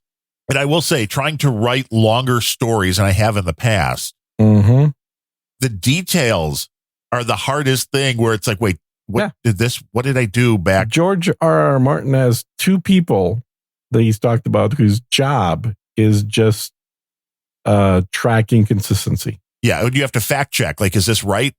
Did I remember this right? You can't say this character has never done X, Y, and Z if they did X, Y, and Z 3 years ago. Exactly. And that's with an AI system. That's exactly what it's good at, is remembering everything at all times. It is the omniscient author, literally. Yeah, absolutely. So I think it's absolutely, it's unstoppable. This whole idea of like, we should not work on it for the next, good luck. So basically what you're saying is, hey, we'd prefer if China and Russia work on this instead of us for a while. Right, and then because we'll be catching they're going to up. stop. Right. Yeah. Idiots. And they're able to monetize it. I mean, this is the intriguing thing. It's like you can't slow down in technology. I'll tell you another thing. Now, this is getting slightly off the AI topic, but it's connected to China. Something I didn't realize until yesterday. So right now, most people are kind of vaguely aware that there's a SpaceX launch happening almost every day. It's not quite every day, but it's about every 3 days or so. It's very frequent because they're just dumping a bunch of their Starlink satellites up there.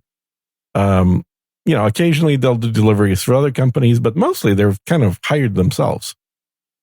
But China, who have put up their space station in the course of 3 years, which, is super fast compared to the speed with which the International Space Station was put together. They are scheduled to have 200 rocket launches next year, which gets them pretty close to SpaceX speed of launches. That is a lot of launches. That's a lot of launches for a country that's much younger and newer to the space game. India is supposed to have 12. So, soon we're going to have a lot of things orbiting the planet. Oh, it's gonna get crazy. And the potential, the more crap goes up there, the more potential you have for a what is it called? Is it a Kuiper event? I can't remember. It's one of the famous dude's names event, which is basically a chain reaction of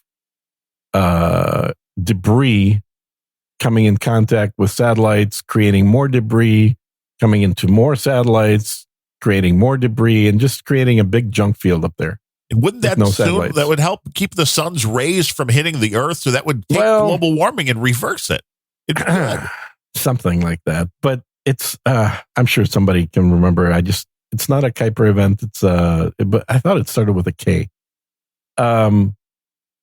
But yeah, the idea that there is a certain critical point you get to where the raw number of actual functioning satellites is so high that the chance of a contact between two of them becomes not just theoretical, but actually practical.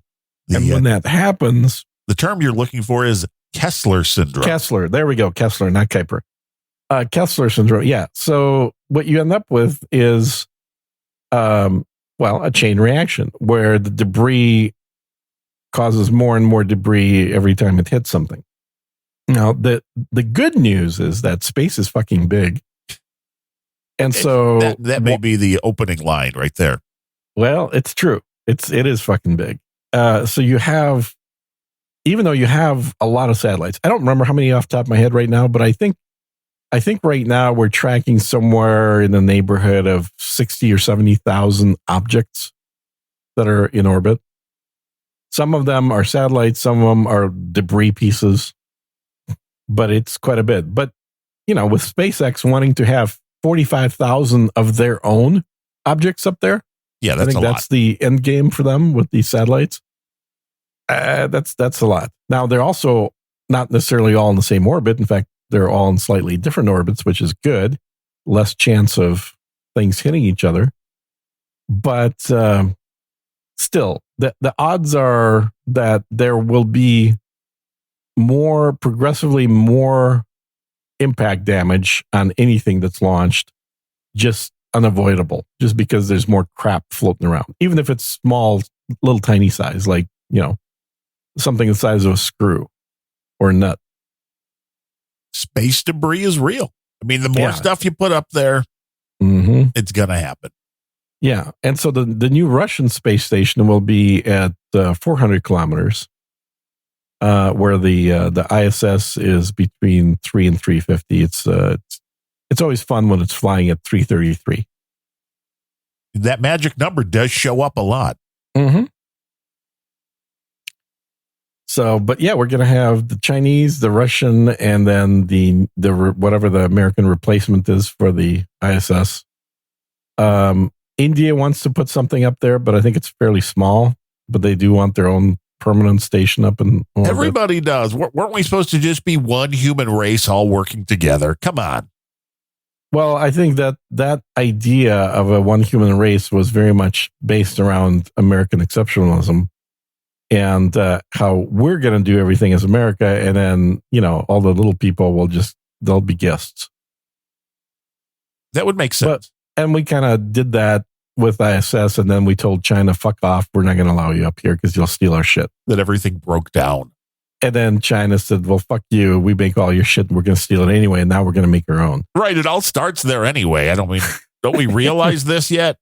But I think it starts a lot of times in California, but it sure as hell gets manufactured in China. Right. And they can add in whatever the hell they want. Yeah. And even like chips is a big thing. Remember all the chip shortages with cars? So I just read an article. Punch, the best. Ha ha ha ha ha ha ha ha. I just read an article in one of the chip magazines. They're talking about how apparently there's a chip shortage right now for Patriot missiles. Like we can't make them because there's not enough chips available. So we got the missiles, but we just don't have the brain. Well, we got the explosive bits just fine. Yeah, we just don't have the chips that are made in China. China. Don't worry, Donald Trump's going to bring us all back to greatness. What, out of prison? Right. Mm-hmm. That's not going to happen. Everybody knows this is a big joke. There's totally going to be a perp walk. I can't wait to see that. It's the information on that already is intriguing. Mm-hmm. Being that the Secret Service has already made it clear that they're not leaving his side through any of this. So yeah, they're going to be in prison with him. It's going to be like, whatever you think you're doing. Well, New York doesn't hold anybody. So, I mean, it's really, they'll bring them in. Whoa. Hold on. Don't you know about true. New York? New York holds everybody convicted of a hate crime. And this sure as hell seems like a hate crime when you're paying a hooker off. Oh, yeah. That obviously. I think that's very clear. And I'm still not clear on who exactly was in New York when this happened. I think it must have been Trump's lawyer because Trump wasn't in New York. Right. And the hooker sure as hell wasn't in New York. New York. But, so who was in New York? Maybe the payments happened through a bank in New York. I don't know. There's something that from everything you hear, it's the statute of limitations is long over. Oh, yeah. Yeah. Well, it's over on the actual crime, but it's not over on the suppression of the crime. Oh, of course. There's that. That's how they get around that. 30 counts. I mean, Jesus, they're throwing the book at him. Why isn't it 33 counts? That's what I want to know. I know, right? Well, because if it was 33 counts, we'd know it's fake. The fact that even Ron DeSantis is like, yeah, I wouldn't extradite him if they asked. Ron's getting some advice from people. It's like, dude, this is your moment to come across as being a lot more, what's the word? Rational? Yeah, rational and just adult. Like be the adult in the room. Like you can't use the fact that the Dems are pushing against Trump to then pile on top of that against Trump. Like he has to look like he's pro-Trump first and foremost, but then between the two of them, obviously he's pro himself. He is, but due to his age, it's an interesting thing because O'Reilly was down visiting Trump like a week or two ago. Of course he was. Because they're buddies. They go back like 30 years. Mm-hmm. And he asked about the possibility of Trump DeSantis being a ticket. Mm-hmm. And Trump seemed to be intrigued by that. Where a lot of people would think, well, no, they're going after each other so badly right now. Although, then again, if you go back to Kamala Harris, she called Joe Biden a racist and then was on the ticket. I'm not saying it was a wrong thing to say, but even, there's that kind of infighting. And then it's like, you want to be on the ticket? Oh, yeah. So it would be interesting to me because DeSantis and Trump on a ticket together, I think, is a sure winner, no matter what anybody thinks about if that would be a good idea certainly or not. Bring the two biggest factions together. Yes. And there's I would prefer that it be DeSantis and not Trump. I would agree. Because I don't want that extra baggage at this point. Yeah. But putting the two of them together, if that is a surefire winner, then DeSantis understands. There have been a decent amount of vice presidents who just rolled right on into their own presidential terms. So, well, not so many lately, though. it has changed a little. What was the last? George W. Bush, the elder? Yeah. Mm-hmm. I guess because, well, that was the last one. then again, I guess you look at. Unless you count Joe after Barack Obama with. But he Trump didn't roll, right? I mean, that was it. He didn't roll right in. Roll. He had to work for it, for sure. Or, He had to run against Trump. He had to run against Trump, basically. He had to hide in the basement while the rest of the world went negative on Donald J. Trump. Yeah. But this concept is so ridiculous. Again, whether you like Trump or not, and I know a lot of people don't. Oh, my food just showed up. Looking out, you need to have some lunch or your No. groceries. This is my grocery delivery. The concept that we have a president, Mm-hmm. the highest office in the land. Most people consider the United States the leader of the free world. I mean, I know that's questionable lately, but this is banana republic tactics when you go after an ex-president for things that are not horrendous in any way, shape, or form. You look at Hillary Clinton, she paid for, there's no question, through her lawyer's firm, paid for the fake Russian dossier. She was fined for 100%. it. But no charges were brought. No grand jury came up. No. So going after a guy that paid a high profile hooker or whatever she is, it's ridiculous. I think the documentary Idiocracy explains all this very well. So everybody should watch that. Yeah, everybody should watch it because it is really, it's a documentary from the future. And it talks about exactly where we are and where things are going. The presidency is a popularity contest. It's based purely around people's emotional state towards a particular candidate. And so not only does the most popular person need to be the president, but ultimately it's the presidential election is a reality TV show. And what's a reality TV show without some mudslinging? True. And some fake controversy thrown in there for good measure. And that's never going to change. Now that we have the internet, the communication systems we have, that's never going to change. Well, don't say never, because once the nukes start flying, once the internet goes down. Away. Once the internet goes down. Here's the thing. The internet will not go down. It's built to survive a nuclear attack. Well, that's a plus. Here in the U.S. I mean, it was literally from the get-go one of the design principles. Which is why you want our collective in the internet. Yeah, here's what is going to go down. All the data centers that are sitting on the internet. Yeah. Because I can pretty much tell you that when the nukes fly, Amazon servers are not going to be running. Amazon's like, gotta go. Yeah. Amazon servers are, at this point, the targets. Interesting, yeah. So you'll have internet. You won't have electricity, but you'll have the internet. Right. Is that really helpful, though? Well, not really. I mean, it's, I think a lot of people are going to die very quickly because they're not capable of surviving. They're not capable of self-sustaining for a week or two with nothing, with no power, no heat, no air conditioning, no communication, and no internet. The police departments are going to all leave immediately. They're not going to stick around to deal with the mess. Everybody's going to quit, go home, and then just protect their own home. So what you're going to have are the people that can organize into gangs, into looting mobs. Yeah, Mad Max, baby. They're going to, yeah, absolutely, but without gasoline, because you can't run gas pumps without electricity. And we're getting rid of all the gasoline.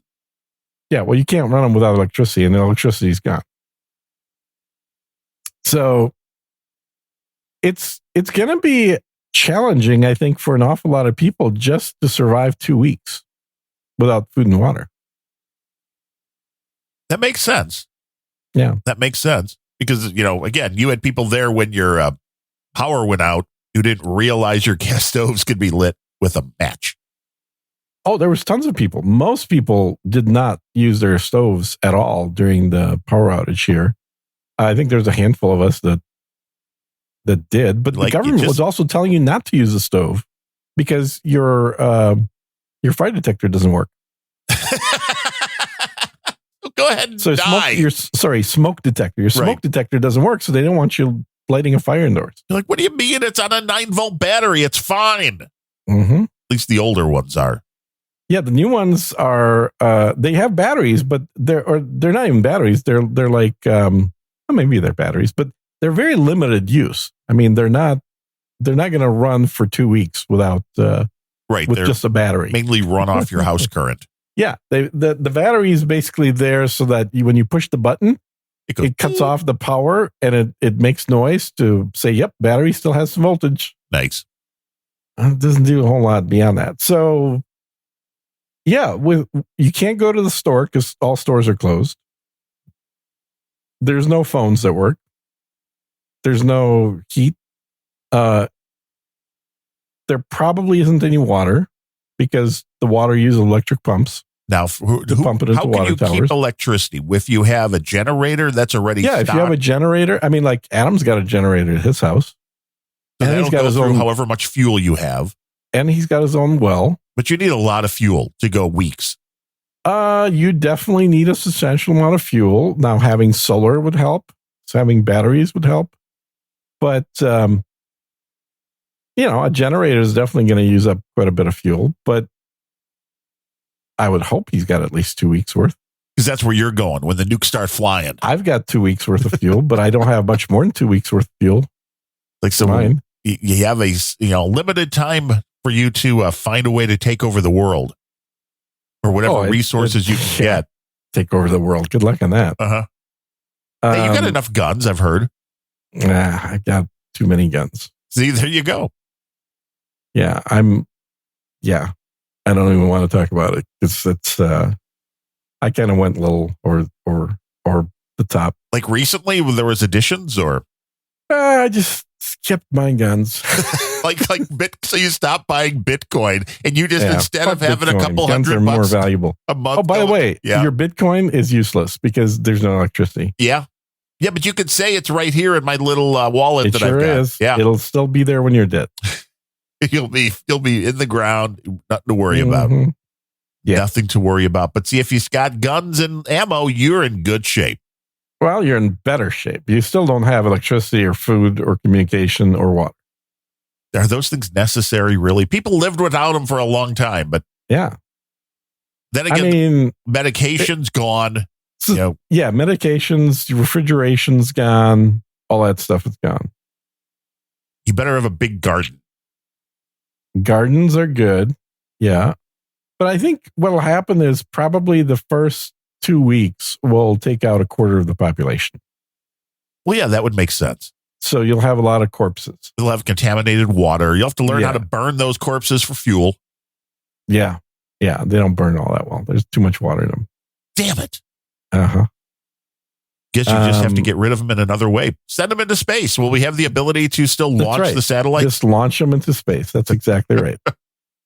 Yeah, We no, need a an lot of exit these strategy. things just become a lot more difficult because even if you're not anywhere near any actual nukes and you're not worried about the radiation for whatever reason, and by the way, these could be very similar events, even if the only nukes that explode are in the air and essentially as EMPs, creating EMPs with them instead of hitting the ground.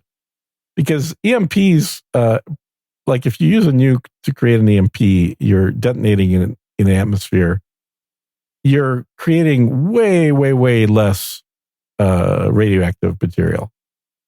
So there's very little radioactive danger from an EMP nuke, but your infrastructure is going to be damaged to hell.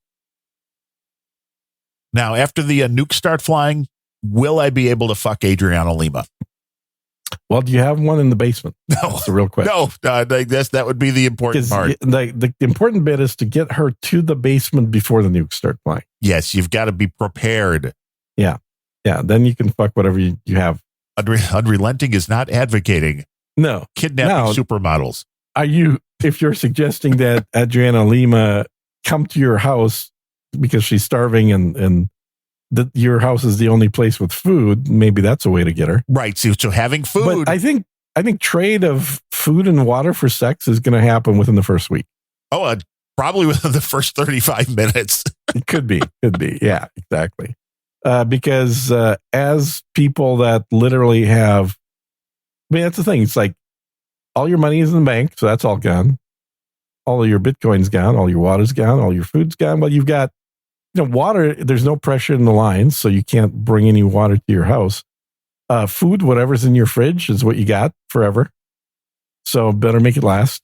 Well, unless you can get to that grocery store for one last binge. You can break into the grocery store, but you're going to have to do that day one. Right. Because their power's out. So all the refrigerated stuff is going to start going bad. Well, yeah, you just need cans. Refrigerated stuff, yes. Except beyond a day or two, you're done. Yeah. Well, I mean, some stuff. Like you could take cheese and you can leave that out without putting it in the fridge. It'll just not taste as good, but it'll last. Well, now how will we get our podcast out to the masses? That's the real question. Well, luckily, I still have my ham radio license. Fire that baby up. So, yeah. And I've got a satellite phone, which satellites still work. So as long as I have power to the sat phone, that'll still work. You will need your solar power to keep that going. Well, I've got that. And I also have a very interesting device that generates electricity from boiling water. Ooh, that's cool. Yeah.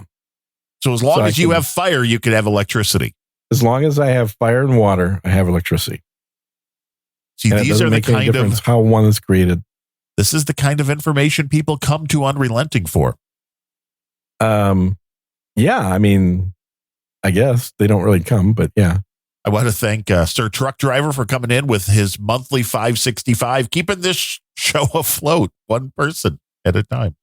Nice. Well, he's the only guy that's going to survive the apocalypse. Apparently. True. Well, he's going to have the big rig too, so he's going to be out there doing his thing. Okay, yeah, and so if you have a big rig, I would dump the trailer pretty much immediately to conserve your gasoline, which you won't be able to refuel.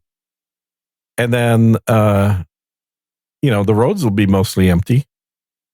So you'll be able to head off to wherever you want to go, where you think there's going to be better opportunities. Way up in the mountains somewhere. Yeah, and I would expect that without a trailer hooked up, you get pretty decent mileage, get at least 10 miles per gallon on the big rig, maybe more. We do have a couple of boostograms. C. Brooklyn says 5,000 sats. This boost will do you no good where we're going. Well, that's true. That's totally true. This little Satoshis will be sitting right there with the big Bitcoins, Yep. and we'll be unable to spend them. Yeah. And Ned with 3333 Satoshis. I love, unfortunately, with Derrico and Sir What's His Name. It is a great show. I agree. Tell a friend. Where else can you get this interweaving organic conversation that you get here? I don't think I've ever heard a podcast that has this type of conversation. It's almost like we're a podcast about nothing. Maybe. It's almost like we either hit something with genius or it's the worst show ever. And we should spell genius with Gene. That's how I spell it. Of course. Mm-hmm. Next Friday, I do have another dentist appointment. Yay. Of course you do. And it's Easter weekend. So we've kind of gone to a once a month show. Well, twice. And then you wonder why we don't get any money. Or we can, it's possible I can push that one just to later in the day if you're available next week, because it's just putting the actual crown on. And I think taking the crown on the bottom off and putting a temporary there to see if that alleviates the issues I'm still having there. Yeah. Yeah. Well, we could try that. Sure. I mean, when I say to the dentist, they're like, we need to see you in 2 weeks. I'm like, okay, when? They're like, Friday. It's like, okay. I don't complain, man. I can't be like, I got to do a podcast that nobody's paying for. I definitely say that. Well, it's like, well, I can't do it Thursdays because I've got a real show on Thursday. So I've got that. I mean, I could do Wednesdays because really, who listens to Grumpy Old Ben's? Yeah, exactly. But for some reason, they like the Fridays at the dentist. I don't know. Well, what the hell show do you have on Thursday? The Rock and Roll Pre-Show. Oh, I guess. Yeah. You can't miss that. No, that's the number there's one show. I heard there's like 2,000 listeners the other day. There was, well, yesterday on the No Agenda, over 2,000 on a Thursday, which surprising. Yeah, that's what I mean. Yeah, that was surprising. Up a few hundred, which is good. Shows people are tuning in. I do think that while the podcasting 2.0 stuff is as of yet not really changing how much in donations are coming in because of the built-in Satoshi ability. And we thank the people that use that. I think where it is making a difference is once you get somebody to install those apps and subscribe to your show, when you go live, they get a notification. So I think there's a lot of people who would otherwise forget on a Thursday and Sunday for No Agenda that the show's starting at 1 p.m. Central. I think the fact that your phone goes, oh, No Agenda. Why would your phone go boop? It buzzes. Like, From what?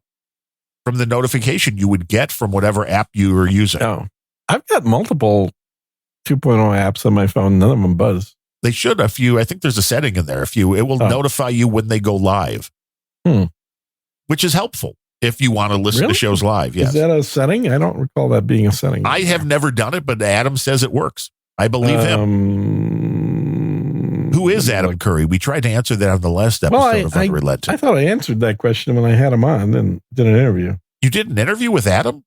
I did. Did anybody listen? No. That's kind of the problem, right? Well, I didn't really do it for anybody. I did it for me. But let Gene, somebody out there has to know which app can Gene use that when a bat signal goes out for No Agenda or this show or any show that's live and sending out the lit tag. I've got Podverse, which is the one I normally use. And Podverse should do it. Because that's where I send in the pod ping. Doesn't buzz anything, so I'm not sure why. Maybe there's a setting in there. Because it shows you the live stream. If you go to the Podverse website, they show you the current shows that are live, including right now, there, Unrelenting, yes. It says No Agenda is live right now. But No Agenda's not live. Well, that's what it says. I don't know. Podcast Addict, Pfeiffer says, works for push notification. So at least Podcast Addict has them. Okay.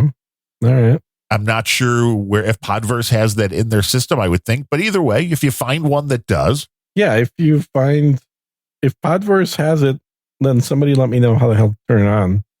Because that is helpful. It's helpful to know when your favorite shows are going live. That way more people tune in. Membership? The hell? I haven't played with this app for a while. They keep on adding stuff. Yeah. $18 a year. It's not bad.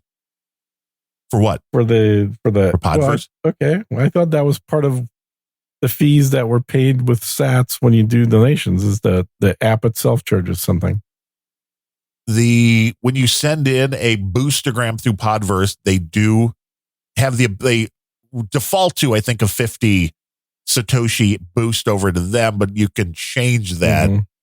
But I know because of the whole thing of pod pinging, I got like a lifetime license from the dude over at Podverse. So you could just ask there. I'm sure you've had him on your show when you did all that. Yeah, I've interviewed him. And maybe that would give you the ability, if that is part of the premium. Tell them you got a show and you're pod pinging, baby. We are trying to help that ecosystem and support the apps that you used and support the shows that you listen to. And it's a beautiful thing. Absolutely. It's well worth it. So is Adam on then for Podcasting 2.0 now? I do believe that is coming up very shortly on the mighty No Agenda stream. 8 minutes. NoAgendaStream.com is where you can go to. Trollroom.io gets you into the troll room to troll along for No Agenda, Unrelenting, Podcasting 2.0, and a lot of different shows. It's interesting how both you and Adam sound different with your mouth work. Well, he had a lot more. That's for damn sure. Okay, well, he sounds more different. Fair enough. That was probably why he had more work. But I don't like. Here's what's interesting to me is, it's not like you just had a tooth removed, right? Correct. You had or whatever was done was you had a replacement put in. I did now. Yeah, the other last week. The temporary did fall off, and I had that during, I think, just during Grumpy Old Ben's. Yeah. Which was weird. Even though it's Careful in the back. Eating. That's what I would say. Careful eating shit, because I've swallowed one of those before. You're like, whoa. Yeah, that was, it was like mashed potatoes. I was very nervous. I was like, man, I'm not going to enjoy having this come out. Right. But I didn't even notice. Like, going down, no problem. Because you're like, I take pills and supplements bigger than this. Apparently, my stomach acid dissolves everything, Nice. including teeth, which I guess technically makes total sense because what do they tell you? Don't eat sugar because it gets that acid on your teeth that causes cavities. Right. It's going to just go Your away. teeth dissolve pretty quick. Well, apparently the fake ones do as well. Probably. Especially the fake ones, I think, are temporary. The ones that are temporary. Yeah. Because the one that What are they popped out made of my They're not mouth. plastic. Yeah. The one that popped out was a permanent crown that was just reattached by the endodontist. Right. The one that's in there now at first for like the first day and a half felt like chalk because whatever they must make these things out of. It's kind of smoothed down now, but we'll have the permanent crown in there on. So like chalk. So it's made of limestone. Kind of. It just Got a limestone tooth. Maybe. Well, I don't know what they make it out of. The fancy teeth people used to get back in the olden days were made of rubies. Ooh, that would be nice. Mm-hmm. That'd be a good look. Yeah, I think so. Or solid gold. I mean, maybe alternating solid gold and ruby. Oh yeah, my sister had gold teeth. It's a little too much, I think, to have gold teeth. Now, see, I'm thinking that could be the ISO for the beginning of the show too. My sister had gold teeth because people would be like, "Gangster life, OG. What the hell is Gene talking about?" Which people ask a lot on this show and on Sir Gene Speaks and on the Good Old Boys show. What's Gene talking about? Right. What the hell is Gene talking Gene's about? been around the block a few times, guys. Gene's been beaten with a stick while being walked around the block a few times. No question about it. So, your food's not like melting. Your coffee, ice cream, Haagen-Dazs isn't melting. Yeah, it is. Yeah, it is. So the sooner we get wrapped up, the better it is so I can get my food. Well, we thank everybody for listening. There won't be a live show at the normal time next week, but look for us in your RSS feed. We may be able to record one while that other Podcasting 2.0 show's on. Yeah, and I'm totally up for doing a pre-recorded episode and just playing on that time. We can play it when the players need to play. Or something. So either way, thanks for hanging with us. We'll see you next week. And keep all your teeth. I mean, it's preferred to keep all your teeth.